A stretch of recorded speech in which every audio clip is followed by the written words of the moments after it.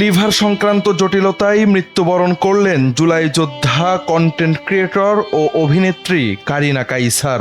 উন্নত চিকিৎসার জন্য ভারতের চেন্নাইয়ে নেওয়ার পর শনিবার সেখানে চিকিৎসাধীন অবস্থায় মারা যান তিনি। কারিনার মৃত্যুর বিষয়টি নিশ্চিত করেছেন তার বাবা ও জাতীয় ফুটবল দলের সাবেক খেলোয়াড় কাইসার হামিদ। শুক্রবার দিবাগত রাতে সংবাদ মাধ্যমকে কাইসার হামিদ বলেন, ফুসফুসে অ্যান্টিবায়োটিক দেওয়ার সময় হঠাৎ ওর প্রেশার অনেক নিচে নেমে যায়। এরপর ডাক্তাররা সর্বোচ্চ চেষ্টা করেছেন, কিন্তু শেষ পর্যন্ত ওকে আর বাঁচানো গেল না। কারিনার বয়স হয়েছিল 30 বছর।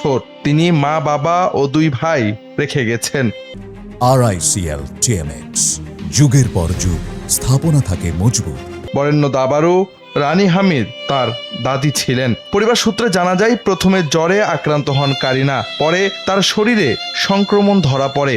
একই সঙ্গে হেপাটাইটিস এ এবং ই জনিত জটিলতায় তার লিভার ফেলিওর দেখা দেয়। অবস্থার অবনতি হলে প্রথমে রাজধানীর একটি বেসরকারি হাসপাতালে লাইফ সাপোর্টে রাখা হয় তাকে।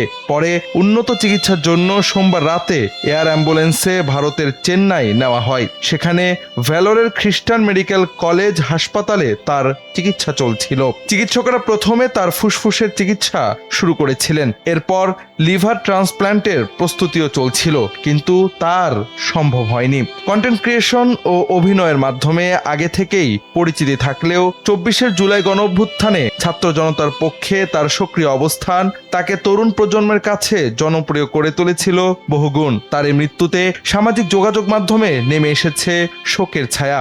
জুলাইয়ের রাজপথে ছাত্র জনতা তাকে স্মরণ করেছে গভীর শ্রদ্ধা ও ভক্তির সাথে।